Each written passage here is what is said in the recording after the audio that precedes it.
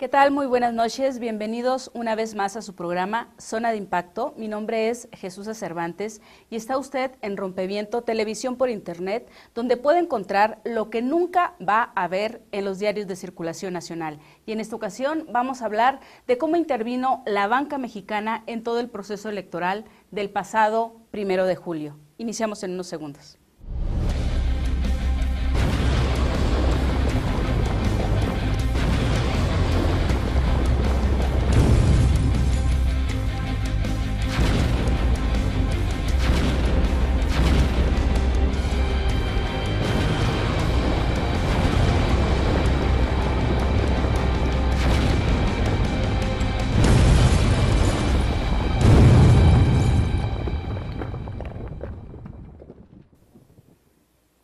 Bien, como le dije muy al principio, aquí va a encontrar lo que usted nunca va a ver, por lo menos, o no ha visto en las últimas semanas en los diarios de circulación nacional.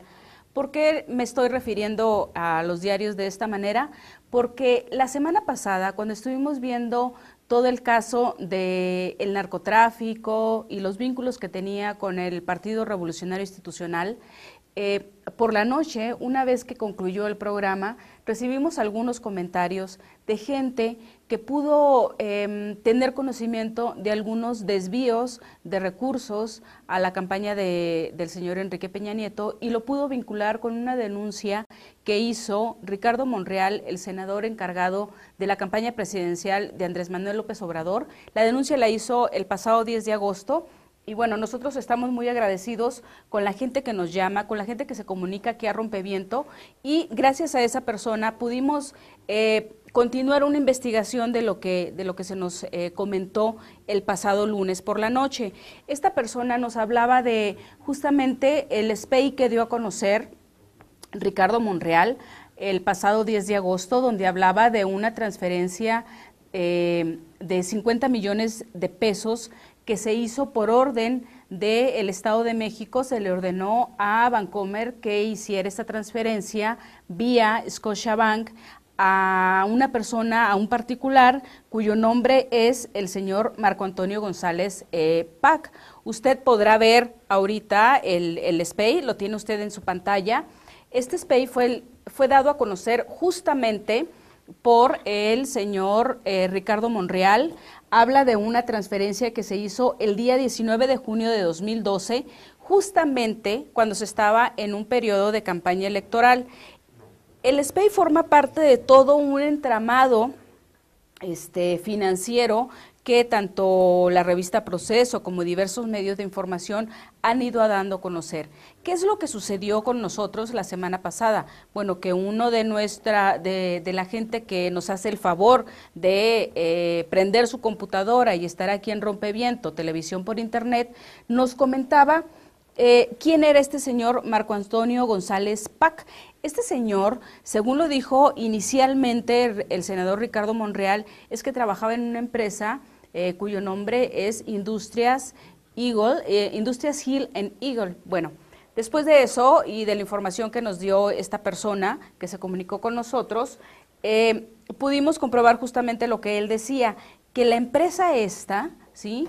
Que se dedica a hacer cajas para los trailers, los pickups e incluso para los anuncios publicitarios, ¿sí?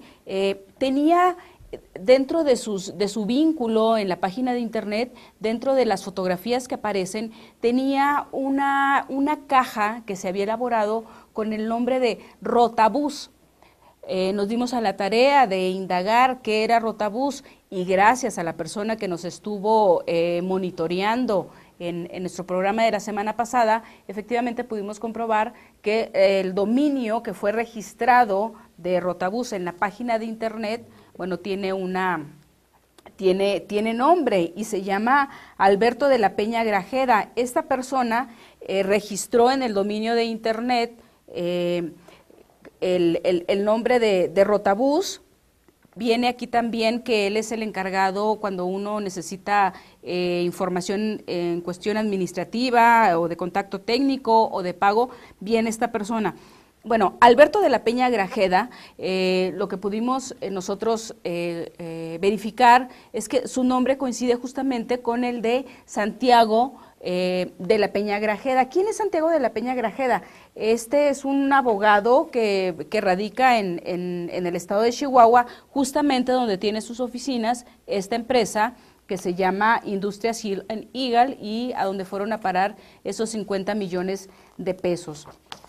¿Por qué es importante este joven Santiago, este joven que es un abogado?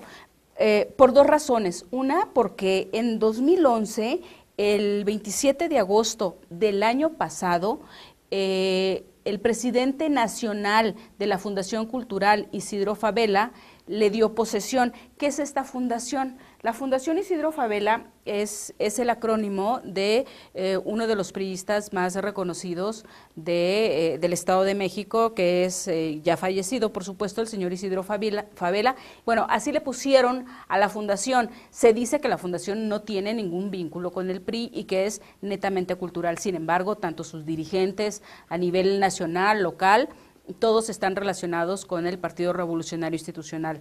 El señor que la preside actualmente es el señor Arturo Peña del Mazo, que es justamente el tío de Enrique Peña. Es su tío y él le fue a dar posesión al joven Santiago de la Peña Grajeda, le fue a dar posesión justamente el 22 de agosto y 2 días después, el día 28, ante las críticas que se recibieron en el Estado, el joven Santiago dijo que no tenía nada de malo que la agrupación esta a nivel nacional fuera presidida justamente por quien es el tío del señor Enrique Peña, y que además la fundación no tiene ninguna vinculación con el PRI. Bueno, lo importante de todo esto, además de que es presidente de una fundación en Chihuahua, este joven Santiago, es que él ha sido representante de la Comisión Nacional Bancaria y de Valores, según el currículum que pudimos encontrar en un despacho del cual también él forma parte. Él ha sido delegado de la CNBB en el estado de Chihuahua. Esto es sumamente importante porque existe la duda, ¿sí?, de si todos estos bancos participaron o no en la triangulación de los recursos a la campaña de Enrique Peña Nieto. Nosotros, como ya lo hemos estado reportando en diversas ocasiones, hemos hablado desde Monex hasta Bancomer, hoy que se hace esta transferencia, Scotiabank, y también hoy tenemos nuevos casos como son los de Banamex y otra serie de bancos que vamos ahorita a seguir comentando, sobre todo en el siguiente segmento. Cuando nosotros nos dimos a la tarea de buscar Rotabús, que es justamente el nombre de la empresa que aparece en una de las cajas que elabora justamente la empresa en la cual participaba este joven, y digo participaba porque según algunos medios de comunicación, él ya no está laborando como gerente de ventas, el señor Pac, a quien le llegaron los 50 millones de pesos provenientes del Estado de México. Bueno, esta empresa tiene, como le digo, el nombre de Rotabús. Cuando uno entra justamente a la página de Rotabús, puede encontrar quiénes han sido sus clientes y llama muchísimo la atención que entre sus clientes tiene a dos principales. Uno es el gobierno del Estado de México, donde está actualmente el gobernador es del PRI, se llama Javier Duarte, ¿sí?, Jaques, y además aparece el PRI como uno de los principales clientes de esta empresa. Para que usted pueda ubicar qué es esto de Rotabús, usted habrá visto en la calle a algunos camioncitos, ya sea en un pick-up o jalados por un automóvil, o incluso parados en algunas esquinas con unas rueditas nada más que lo sostienen, y viene toda esta caja, ¿sí? Esta caja se le llama Rotabús. Bueno, en esa caja, ya sea en imagen o ya sea electrónicamente, van apareciendo los anuncios publicitarios ya sea de algunas empresas o propaganda de algún partido político. para que usted me entienda mejor. Usted llegó a ver esos camioncitos que anunciaban, que hacían la propaganda de Enrique Peña Nieto como el candidato presidencial del PRI, que lo vio usted lo pudo haber visto en alguna de las 32 entidades del país. Bueno, justamente esos son los rotabús y con los cuales encontramos el vínculo con la Fundación Isidro Fabela, con el PRI y con esta empresa Hill & Eagle, que recibió los 50 millones de pesos vía SPEIT. ¿Qué es SPEIT? Bueno, el SPEIT es una transferencia electrónica a la cual una persona física o moral, la propietaria de la cuenta bancaria, le pide a un banco que le haga esa transferencia. En este caso, el Estado de México, que tiene una cuenta, le pidió a Bancomer que hiciera esa transferencia de 50 millones vía Banco Scotiabank al joven de apellido Pac. Lo que nosotros únicamente estamos dando a conocer, gracias a esta persona que se comunicó con Rompeviento, es que justamente sí existe un vínculo y como bueno, ya lo hemos dicho en muchísimas ocasiones, el PRI se ha desligado, en este caso el gobierno del Estado de México a través de su secretario de Finanzas, que es Raúl Murrieta Cummins, rechazó que tal SPEIT fuera válido y que se hubiese hecho esa transferencia bancaria. Nada más no hay que olvidar que el señor Murrieta Cummins es hermano del director operativo de Pemex, que se llama Carlos Murrieta Cummins, y que tienen además otro hermano que se encarga de parte de las finanzas de Petróleos Mexicanos, al igual que Carlos Murrieta Cummins. O sea, es decir, están en Pemex, tienen que ver con los recursos de Pemex y tienen que ver también con, bueno, hay un parentesco familiar. Nosotros vamos a regresar ahorita en unos minutos más con ustedes, vamos a hacer un corte comercial, ¿sí? Y vamos a hablar de cómo han estado todos los bancos involucrados en este caso. Regresamos en unos minutos. Gracias.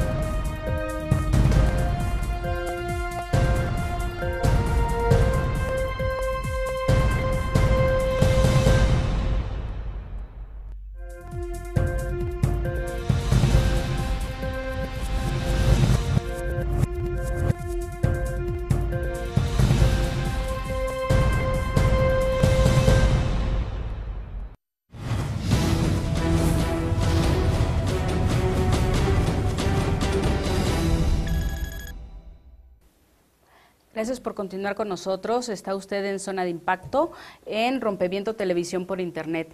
En esta semana, en la revista Proceso, que está en circulación, cuya portada es La venganza de Calderón y tiene que ver con todo lo de MBS y la banda ancha que fue que fue negada a Joaquín Vargas, propietario de MBS, también traemos un reportaje de cómo la banca, toda la banca mexicana, estuvo involucrada en el proceso electoral del pasado 1 de julio.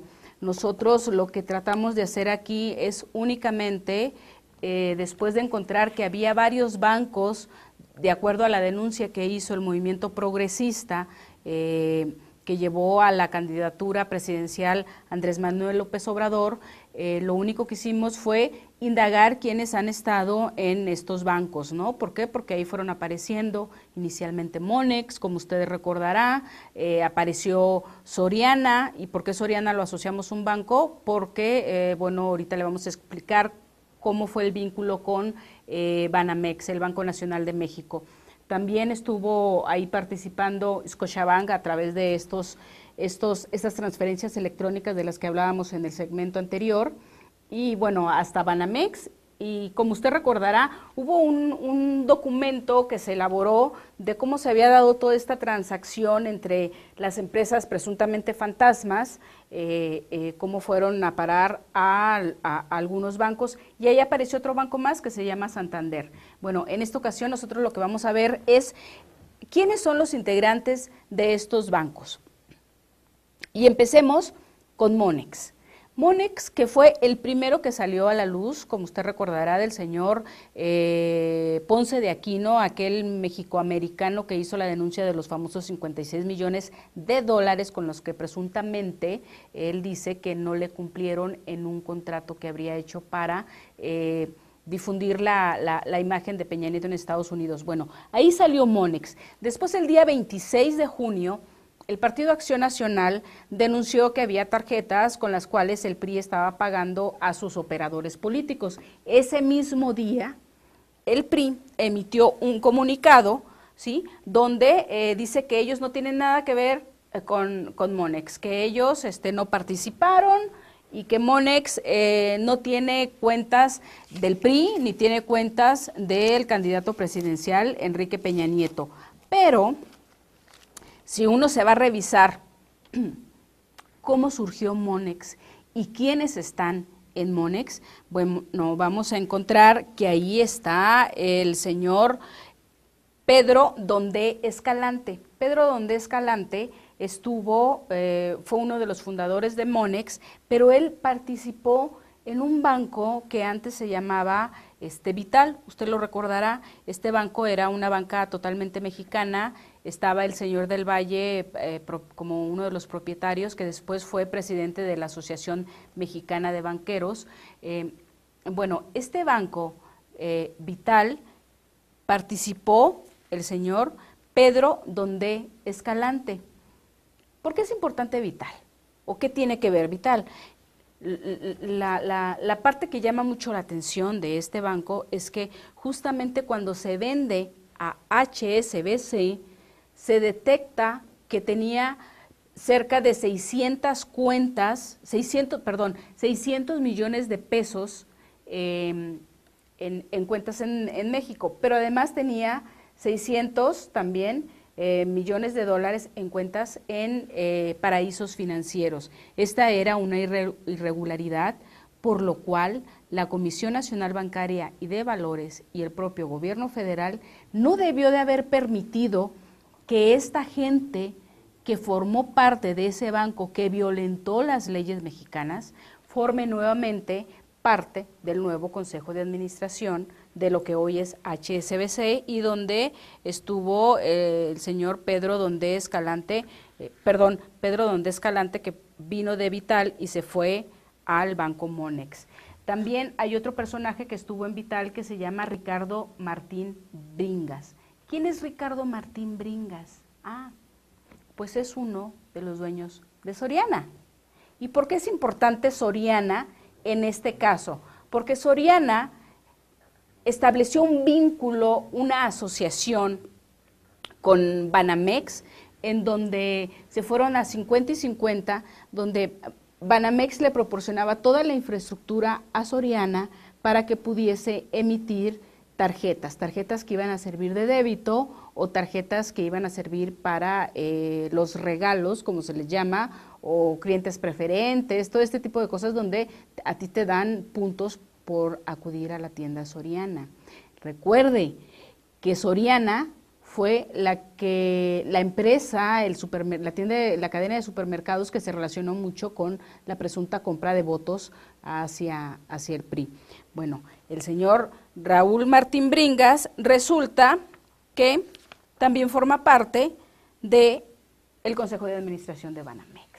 Qué curioso, ¿no? O sea, si uno se pone a ver, empieza a unir las piezas, ¿sí? Comienzas a unir todas las denuncias que se han venido presentando a partir del 15 de junio, 26 de junio y todas las que hubo después del proceso electoral, uno va encontrando personajes que están ligados con los bancos, con los consejos financieros, los consejos de administración. Entonces, el señor Ricardo Martín Bringas está en Banamex y es propietario de Soriana. También hay otro personaje que, bueno, usted conoce perfectamente bien, que se trata de Emilio Azcarra Gallán, el dueño de la empresa Televisa, y a quien se dijo en algún momento que se había establecido un acuerdo comercial para que promocionara la figura de Enrique Peña Nieto durante el gobierno del Estado de México, para apuntalarlo hacia la candidatura. Bueno, pues Emilio Azcarra Gallán también forma parte del Consejo de Administración de Banamex. Es muy curioso porque ahora ya tenemos al señor Ricardo Martín Bringas, tenemos a Emilio Azcarra Gallán y conforme vayamos viendo, nos vamos a ir dando cuenta que hay otro personaje también, se llama Eduardo Tricio Haro.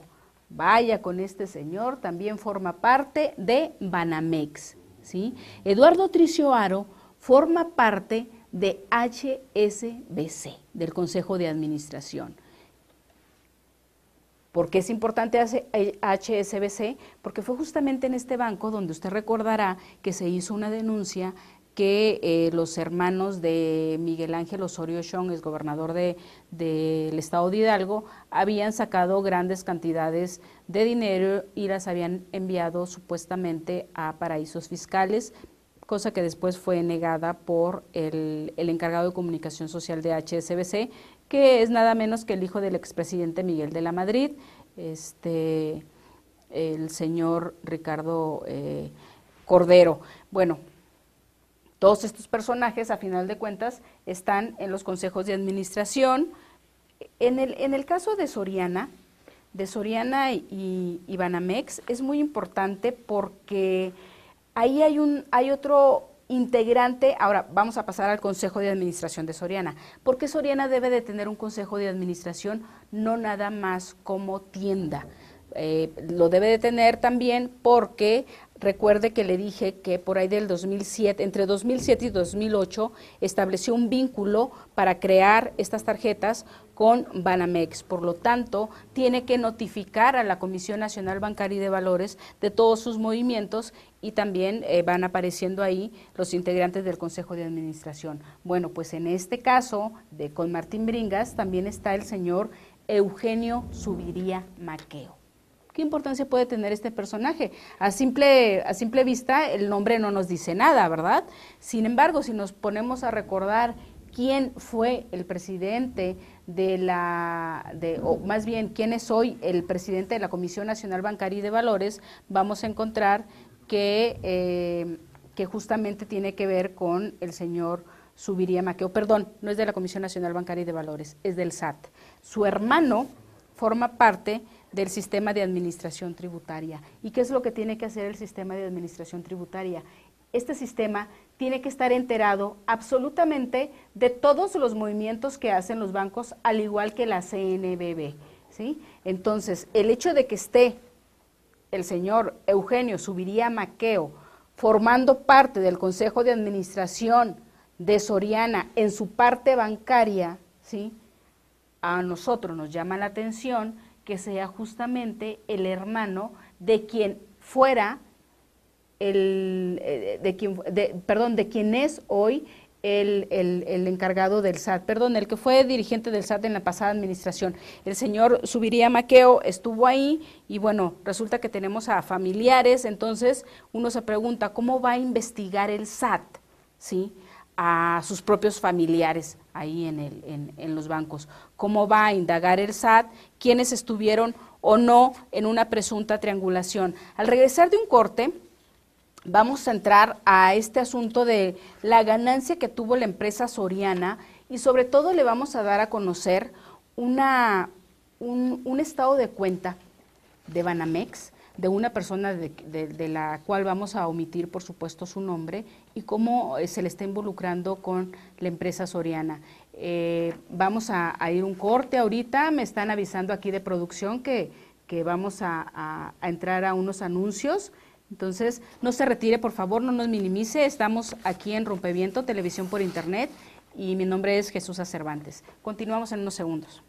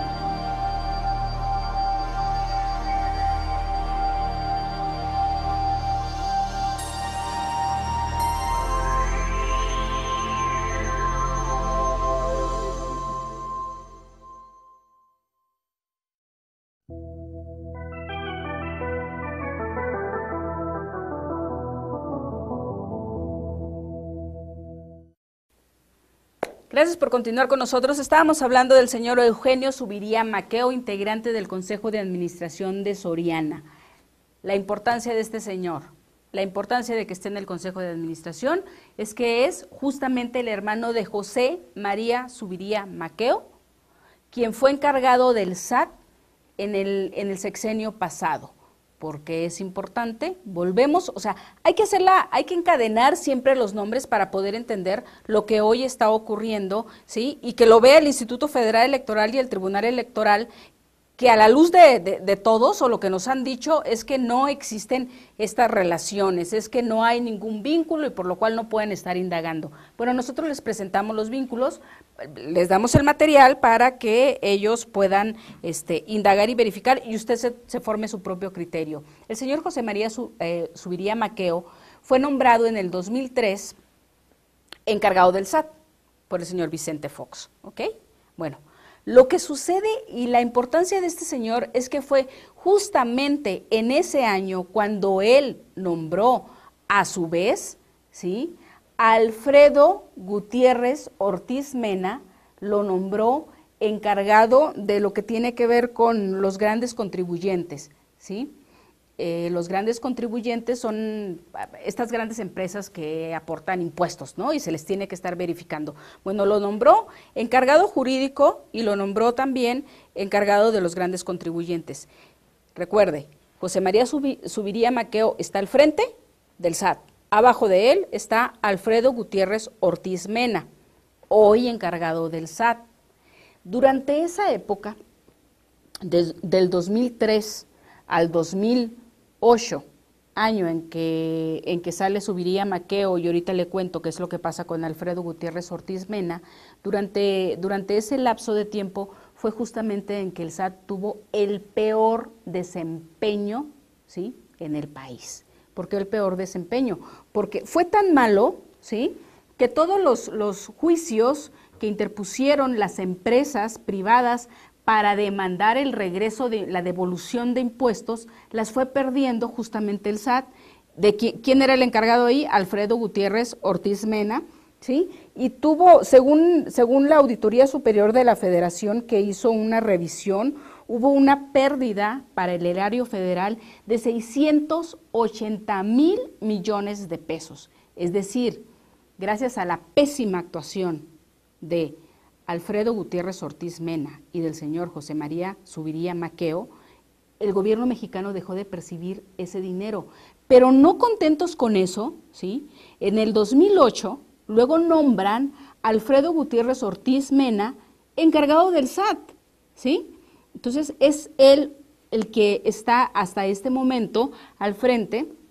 Fue aprobado, avalado por el Senado de la República, y es él quien tiene que investigar y tiene todos los documentos de qué es lo que está pasando con los bancos, qué es lo que pasó con los bancos y la campaña del señor Enrique Peña Nieto. El señor Enrique Peña Nieto se le han acusado por diversos medios de que recurrió a distintos bancos y a distintas empresas para financiar su campaña electoral. El señor Alfredo Gutiérrez Ortiz Mena debe de entregarle toda la información a otro nombre, al señor Alfredo Cristalinas, quien es el encargado de la unidad de fiscalización del IFE. Es esta área que tiene nada más y nada menos que 200 personas, ¿sí?, a su cargo. Estas 200 personas son las que tienen que verificar, son los auditores, son los que tienen que ir, pedirle la información a la CNBV, pedirle la información al SAT, o interponer las denuncias y decir, ¿saben qué? Aquí hay una denuncia de posible lavado de dinero, hay recursos que no sabemos de dónde llegaron, por favor, proporciónenles toda la información para saber qué es lo que está ocurriendo y si las denuncias en contra del PRI tienen o no validez. Sin embargo, lo que está sucediendo con la Comisión Nacional Bancaria y de Valores es que quien está ahí al frente es el señor Guillermo Babatz. Es una persona que en el sexenio también de Vicente Fox fue cuestionado porque él estuvo al frente de lo que usted recordará se llama y fue creada por el gobierno foxista, Sociedad Hipotecaria Federal. Esta es una empresa, es una paraestatal del gobierno federal que se dedica a tramitar, a autorizar los recursos para la construcción de viviendas, ¿sí? Bueno, pues este señor, Guillermo Babatz, que hoy está al frente de la CNBV, de la Comisión Nacional Bancaria y de Valores, fue quien autorizó en el año 2004 dos créditos millonarios, dos créditos por la cantidad de 160 millones de pesos a los hijos de Marta Sagún. Usted recordará aquel escándalo de los hijos de Marta Sagún, donde el hijo mayor de la señora Marta, el joven Manuel Vibriesca Sagún, creó junto con un amigo una empresa que se llama Construcciones Prácticas. Compraron al gobierno varias casas que habían sido subastadas y que ya estaban hipotecadas, o sea, esas casas habría que liberarlas, ¿sí? Bueno, lo que hizo Manuel Vibriesca junto con la empresa Construcciones Prácticas fue ir a solicitarle a la Sociedad Hipotecaria Federal, donde estaba Guillermo Babatz, 160 millones de pesos para remodelar estas casitas que después terminó vendiendo y obteniendo una ganancia de por lo menos unos 600 millones de pesos. Entonces, en esa época, en el 2004 fue cuando se dio, cuando usted, no sé si recuerde, que se hizo una comisión especial en la Cámara de Diputados para investigar los malos manejos que se habrían dado en beneficio de los hijos de Marta. Eso fue en el 2005 y fue cuando el señor Guillermo Babatz fue a comparecer a la Cámara de Diputados como encargado de la Sociedad Hipotecaria Federal, y ahí él mismo reveló que se habían entregado los 160 millones de pesos a estos muchachos, dinero que no tuvo por qué haberse entregado debido a que se trataba de casas que ya estaban hipotecadas, ¿no? La justificación que él dio en su momento es que esto se dio a través de las famosas SOFOLES, estas sociedades de objeto limitado, y a través de las cuales se podían hacer trámites para obtener recursos del gobierno federal. Bueno, pues este señor Guillermo Babatz, a quien se le cuestionó haberle entregado 160 millones de pesos a uno de los hijos de Marta Sagún, es quien hoy está al frente de la Comisión Nacional Bancaria y de Valores, y que tiene que investigar todo esto del recurso que supuestamente fue tramitado a través de diversos bancos. Pero regresemos con el banco de Banamex y con Soriana. Ya lo dijimos hace un momento en los anteriores cortes, que hubo una relación firmada entre 2007 y 2008 entre estas dos empresas. Por lo tanto, Soriana, los integrantes de Soriana pasaron a formar algunos parte del Consejo de Administración de Banamex. Pero Soriana ha sido sumamente cuestionado. Ahorita vamos a ver un video de, como usted recordará, aquellos cuestionamientos que hubo de parte de la gente que presuntamente habría recibido las tarjetas Soriana para comprar, para la compra del voto. Entonces ellos después fueron a las tiendas y se encontraron con que sus tarjetas estaban vacías. Producción me está avisando ahorita que ya el video está, para que usted lo recuerde y lo pueda ver. En este momento se va a transmitir el video de lo que sucedió con todos estos recursos que la gente reclamaba de las tiendas Soriana. La presidencia de México no se compra. Faltan 2 meses y medio, la elección presidencial ya está definida. Vote por el PRI y le damos su tarjeta. Con tarjetas Monex, que hay indicios de lavado de dinero. Hemos aportado miles de pruebas, suficientes para invalidar la elección. El destino de México no tiene precio. Plan Nacional de Defensa de la Democracia y Dignidad de México. Estas miles de pruebas, como se le llamó a este pequeño video que usted pudo ver ahorita, muestra también a la empresa Soriana que tuvo que ver con todo esto, ¿no? ¿Por qué? Porque está asociada con Banamex. La empresa Soriana, curiosamente, tuvo una ganancia durante el segundo trimestre de 2012, una ganancia de 2,000 millones de pesos. Nosotros recurrimos al señor Marco Fuentes, que es un especialista en temas bancarios y que encabeza el Centro de Estudios del Sector Bancario, para que nos analizara este estado de cuenta que dio a conocer la empresa Soriana a través de la Bolsa Mexicana de Valores, y lo tiene que hacer ahí porque cotiza en la bolsa y está obligado a reportarle todas las ganancias y beneficios que ha ido obteniendo cada trimestre. Bueno, resulta ser que esta empresa Soriana tuvo una ganancia, tuvo un comportamiento atípico. Jamás desde que las empresas sorianas fueron diseminadas por distintas partes del país, nunca había tenido una ganancia de tal magnitud. 2,000 millones de pesos. Si usted está escuchando muy bien, esa gran cantidad se obtuvo en tan solo 3 meses. Justamente abril, mayo y junio, el tiempo de la campaña electoral. Al analizar el estado financiero, el especialista Marco Fuentes lo que nos pudo explicar es que justamente no hay nada que te sustente haber recibido esos 2,000 millones de pesos. Y en contraparte, ¿sí?, hay una reducción de deuda casi por 2,000 millones de pesos. Los inventarios, es decir, todas las mercancías que tenían todas estas tiendas Soriana en sus almacenes, no disminuyeron. O sea, tenían más mercancías en el segundo trimestre que en el primer trimestre del año, es decir, vendieron menos. A ver, entonces, ¿cómo está el asunto? Si reduces tu deuda y si no vendes, y si además los socios de la empresa no aportaron mayor capital, entonces, ¿de dónde vienen estos 2,000 millones de pesos? Esa es la gran pregunta que tiene Marco Fuentes y que nos fue transmitida a nosotros. Dice, bueno, a ver, ¿por qué no analizamos que fue justamente en la campaña electoral? Dice, entonces nosotros tenemos nuestras dudas. ¿Por qué? Porque Soriana justamente se asoció con Banamex, de donde ya estuvimos explicando que formaban también parte otros integrantes del Consejo de Administración que también están vinculados a otros bancos. Bueno, aquí le vamos a presentar un estado de cuenta, ¿sí?, de una persona que por supuesto no vamos a dar su nombre, pero nos los fue proporcionado porque a ella le llamó muchísimo la atención.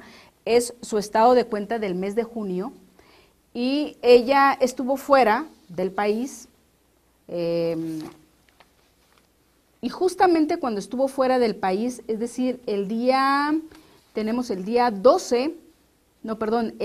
27 de junio, ella recibió, supuestamente, realizó una disposición en efectivo, fíjese, una disposición en efectivo en la tienda Soriana Cuautitlán por 29,000 pesos, ¿no?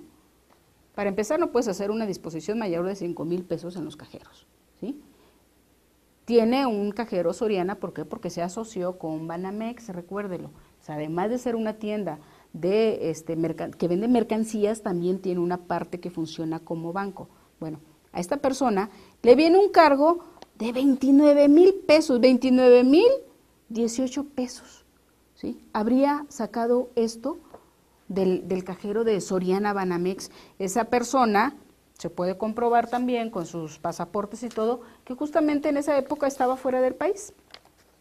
Entonces, ella no realizó este movimiento. Marco Fuentes, el encargado del Centro de Estudios del Sector Bancario, nos dice justamente que aquí con este tipo de movimientos que aparecen en las cuentas de algunos derechohabientes o de algunos beneficiarios de los cajeros, pueden aparecer, dice, justamente con estos movimientos es como podría, ¿sí?, porque lo deja en duda, es como podría Soriana justificar estos incrementos de recursos o estos movimientos o cómo se dieron, pero son movimientos totalmente atípicos. Ahora, justamente por ser ganancias atípicas de los 2,000 millones de pesos a los cuales nos estamos refiriendo y justamente por estar asociada Soriana con Banamex, está en la obligación de reportarlo, ¿sí?, a la Comisión Nacional Bancaria y de Valores. De acuerdo con el diario oficial del año 2009, ¿sí?, todos los que son propietarios de bancos y reciben movimientos atípicos de sus clientes, tienen que reportarlo cada cuarto mes. Después del trimestre, al mes siguiente, le tienen que reportar a la Comisión Nacional Bancaria todos los movimientos atípicos. En este caso, la CNBV ya tiene, desde julio, tiene todos los movimientos atípicos de Soriana, de Banamex, de Monex, de Scotiabank, de Santander. Todos los que han estado siendo denunciados por el movimiento progresista ya los debería de tener, o ya no los debería, señores, ya los tiene la CNBV. ¿Por qué? Porque si un banco tiene un movimiento atípico y no lo reporta, lo pueden sancionar. Entonces, para evitarse una sanción, ya lo tuvieron que haber reportado. Ahora, antier, hizo una declaración el señor Alfredo Figueroa. Alfredo Figueroa es uno de los consejeros del Instituto Federal Electoral y dice, es que el IFE se le quiere ver como si fuera el Estado, como si tuviese que asumir todas las funciones del Estado y entonces tener toda la información.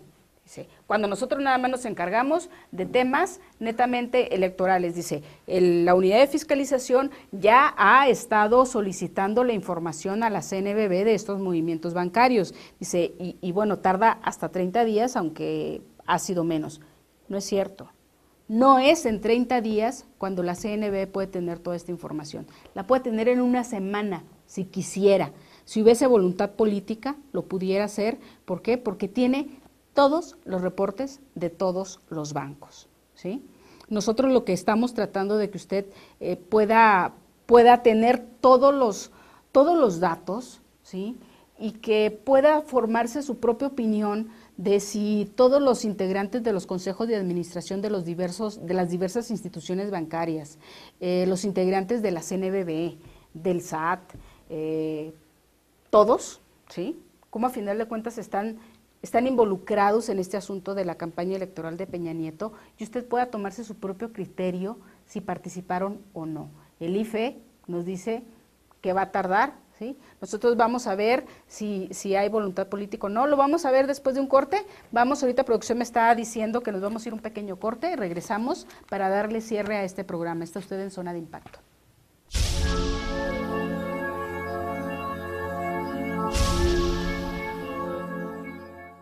¿Cómo puedes hablar seriamente del proyecto nacional? Yo te voy a presentar Proyecto Nacional. ¿Quién carajo soy yo para hablarte de un proyecto para todos los mexicanos?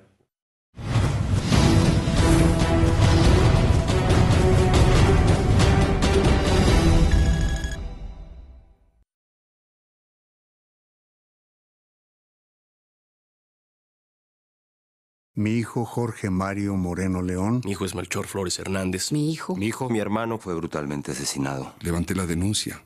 Nadie me hizo caso.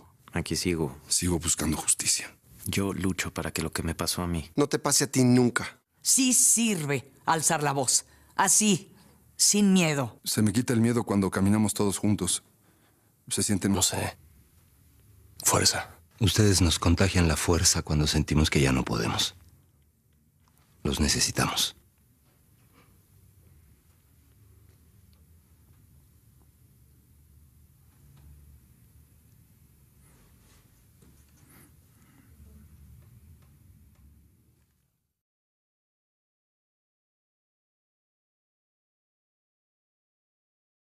Cuando mueren, tienen el gesto de terror. O sea, yo nada más de imaginármelos, dije, a ver, algo está pasando. En la sociedad mexicana algo está pasando.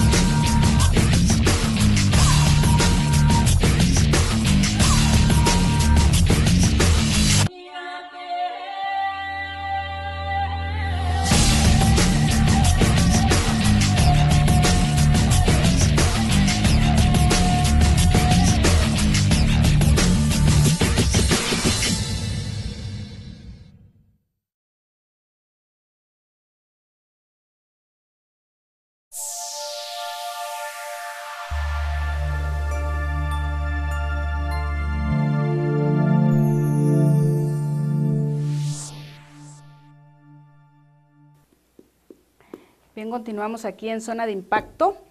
Tenemos la declaración esta del consejero electoral Alfredo Figueroa, ¿no? Que nos dice que se le quiere ver al IFE, o sea, a la sociedad en general, le exige al IFE que actúe como si fuese todo el Estado. Y dice, no podemos hacer eso, para eso hay cada instancia. Lo cierto es que las instancias encargadas, como ya lo dijimos, tanto el SAT como la CNBV, pueden entregar toda la información si quisieran en una semana, ¿sí? Ahora, la unidad de fiscalización que preside el señor Alfredo Cristalinas tiene 200 personas a su cargo, auditores, proyectistas, auditores senior, como se les llama, o auditores juniors, ¿sí? El señor Alfredo Cristalinas estuvo trabajando en el sistema de administración tributaria. Él llegó en 1999 y se fue en el 2009, cuando fue nombrado titular de la unidad de fiscalización. El SAT nuevamente vuelve a aparecer aquí, él estuvo también ahí en el SAT. En algún momento coincidió a nivel de dirección con el actual encargado del SAT, con el señor Alfredo Gutiérrez Ortiz Mena.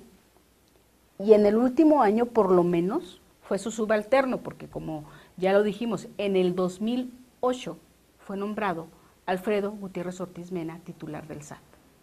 Entonces, quiere decir que estas personas se conocen perfectamente bien. Debieron de haber estado en algún momento, en alguna reunión, cuando Zuviría Maqueo estaba al frente del SAT, debieron haber estado los dos Alfredos, ¿sí?, en una reunión como directores de área o directores administrativos, ya fuera de grandes contribuyentes, del área jurídica, de auditorías, de visitas domiciliarias, pero ellos se conocen. Entonces, se conocen. Lo puede hacer el SAT, la CNBV también. La pregunta es, ¿por qué ya llevamos casi 2 meses de que se denunció la participación, la posible participación de Banco Monex, y cómo hasta ahorita la unidad de fiscalización no nos puede dar nada de información en el Instituto Federal Electoral? En cambio, sí puede hacer lo que realizó el jueves de la semana pasada. La semana pasada hubo reunión de consejo, reunión extraordinaria del Consejo General del IFE, y ahí se determinó que el movimiento progresista, al poner al aire el video que ya le transmitimos hace 2 cortes, el video que se llama Miles de Pruebas, al ponerlo al aire, estaba denigrando al PRI. ¿Por qué? Porque no había todavía una comprobación de lavado de dinero, y entonces decidieron bajarlo.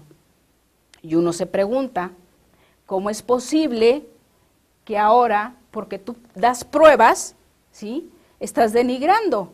Es la libertad de expresión, alega el movimiento progresista. Se está violentando la libertad de expresión, y ahora resulta que quien denuncia se le multa, porque no nada más les bajaron el video denominado Miles de Pruebas, sino que además les impusieron una multa de cerca de 1,5 millones de pesos. ¿Sí? Esta multa llama muchísimo la atención porque el Tribunal Electoral del Poder Judicial de la Federación va a tener también que decidir el día 6 de septiembre si hubo o no violaciones tan graves a la Constitución como para invalidar o no la elección presidencial, y también va a tener que recibir todas las pruebas de estos bancos, ¿sí?, que ya tendrían que haber estado siendo analizadas por la unidad de fiscalización.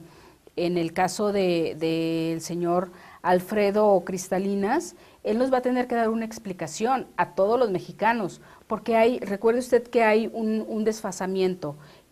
La calificación de la elección presidencial es el día 6 de septiembre y el señor Alfredo Cristalinas dice que es posible que dure esto hasta 5 años. O sea, en ese absurdo. Y también hay que recordar que la unidad de fiscalización se estableció justamente después del llamado Amigos de Fox, cuando se detectaron movimientos en diversos bancos y que habrían llegado también a la campaña del señor Vicente Fox en el año 2000. En aquella ocasión todavía existía lo que se conoce como secreto bancario, y bueno, aunque el IFE le solicitaba a la CNBV la información, argumentaba que solamente hasta que lo autorizaran los integrantes de algún fideicomiso o los integrantes de un banco, hasta que ellos autorizaran, podrían abrir las cuentas y entonces sí entregarlas la CNBV al IFE. Ese fue lo que motivó el crear una unidad de fiscalización, una reforma electoral del 2007, para que fuese más ágil y no tuviese que haber una calificación de una elección presidencial antes de que se tuvieran todas las pruebas, ¿no? Y ahora resulta, ¿sí?, que ya no existe el secreto bancario, que ya no hay ningún pretexto para que la unidad de fiscalización del Instituto Federal Electoral nos diga que no tiene la información, ¿sí? Ya no existe ningún obstáculo. Sin embargo, bueno, uno le puede dar vueltas a la ley como uno quiera para justificar, ya sea para realizar un acto que le beneficia a la nación. ¿Y cuál es este acto que le puede beneficiar a la nación? Bueno, pues esclarecer cuál fue la forma en que se financió toda esta campaña electoral. Nosotros hemos estado aquí a lo largo de diversos programas de Zona de Impacto, hemos estado presentando pruebas, le hemos estado diciendo cómo el IFE se ha venido comportando. Hemos también pasado algunos videos que el movimiento progresista ha presentado, e incluso también nuestras propias indagatorias.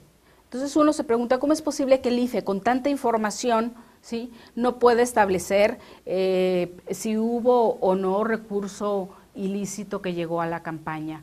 Nosotros estamos totalmente convencidos de que si hubiera la voluntad política, se podría hacer. El IFE lo puede determinar en tan solo un mes, ¿sí?, si tuviera toda la información que la CNBB le puede proporcionar.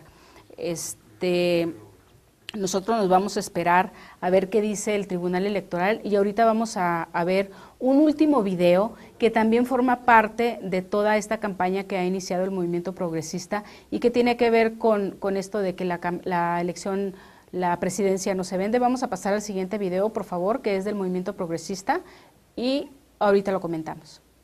Validar la elección presidencial es aceptar que se violó nuestra Constitución. Es permitir que los monopolios sigan creciendo. Es perdonar a exgobernadores y políticos corruptos.